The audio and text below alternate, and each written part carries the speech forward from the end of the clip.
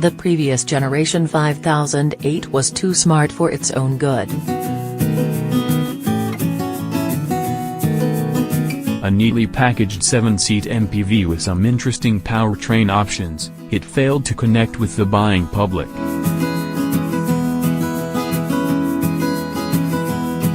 But for the current generation it has been restyled as a more generic crossover SUV thing, still with 7 seats, more akin to the Skoda Kodiaq and Kia Sorento than the Ford S-Max and Seat Alhambra. The changes bring it into line with the smaller 3008, which pioneered the same transformation, but with just 5 seats. The range starts with the 1.2 petrol, which we're driving here in manual form for the first time, and takes in a 1.6 petrol, 2 versions of a 1.6 diesel and 3 versions of a 2.0-liter diesel. Transmissions range from a 5-speed manual to an 8-speed auto, but most engines come with a choice of 6-speed manual or automatic. All are front-wheel drive.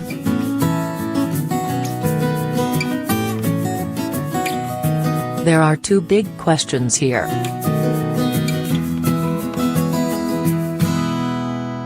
Does the SUV-styled 5008, which we last drove on bumpy Portuguese roads, live up to the high demands of active family life in the Britain of 2018? And can a stingy little 3-cylinder petrol engine with a conventional manual gearbox really be the best way to shift 7 people between home, school, work, supermarket and gym? The interior design is not radical, but for the most part it works really well. All 7 seats are independently adjustable, and the front 5 are very comfortable. The seats in the 3rd row are not accompanied by much legroom, but they're fine for kids, if a bit tricky to get into. They fold flat into the boot, but they leave a weird gap that lets you lose luggage under row 2. Or you can remove them completely and get a boost to the already big and easily accessed boot space.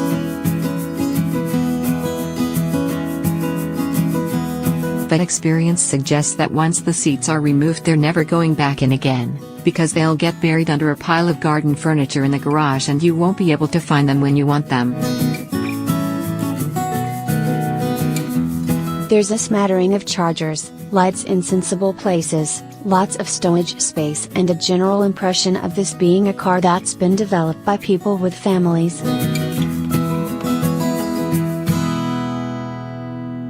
The materials used, not just the leather, are agreeable to the touch, and everything seems well put together. The steering wheel, with its flat bottom and its flat top, is novelty for its own sake. In theory, it clears your legs better than a round fault wheel.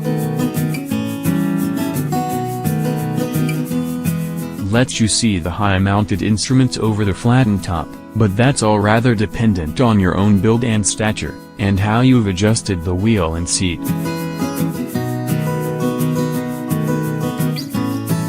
And it just feels wrong when you're actually steering, because every handful of rim feels different.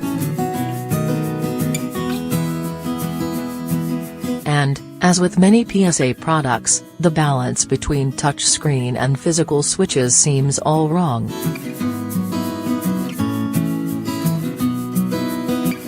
Too many functions are screen only, and yet there are 2 rows of switches immediately beneath the screen, and a fair few others scattered around the cabin. You sit agreeably high up, not as tall as a Transit, but looking down on estate cars, in a roomy, conventionally laid out space.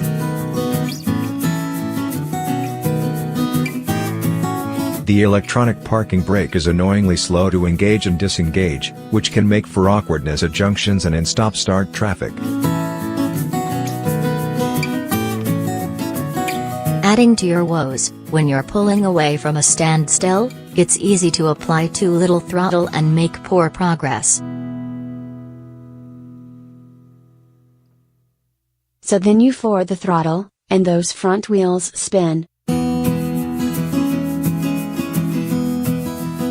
It's not very dignified, and it makes the 5008 feel longer and heavier than it actually is. And depending how tidily you've tucked away whichever of the seatbelts aren't currently in use, there can be a lot of banging and rattling, which doesn't help. For all its SUV styling, it drives like an MPV, specifically, it drives like a Citroën C4 Picasso. There are times when the engine, transmission and chassis are a long way from being in perfect harmony. Once you're on the move and in the groove, though, it all starts to come together. The modest outputs of the highly efficient little engine cease to be an issue, and the precision of the 6-speed manual gearbox makes it easy to keep it in the zone.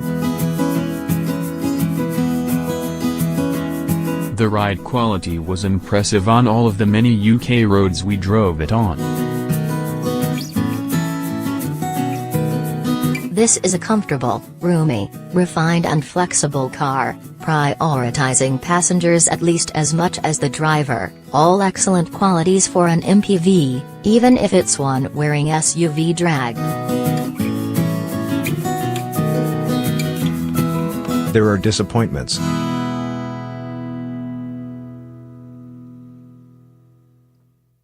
The relatively shallow windows don't give a great view out. And the steering often feels light at low speeds and heavy at higher speeds, while always being vague and artificial.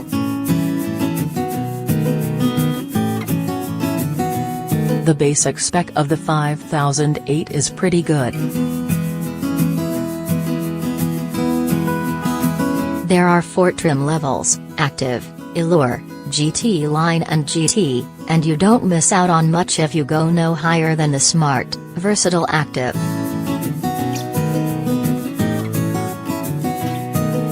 Questionable additions as you go up the spec ladder include a fiddly and slow sat-nav system, a very aggressive active lane keeping system, the least soothing massage seats this side of the Spanish Inquisition, wood, bigger wheels and all manner of ambience configurability.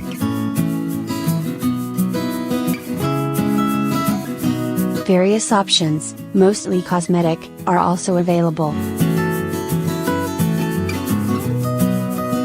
Our test car came with more than £4,000 worth, of which the £590 audio upgrade and £870 panoramic opening sunroof seemed to be unreservedly worth it. Without that sunroof, the cabin could seem oppressively dark.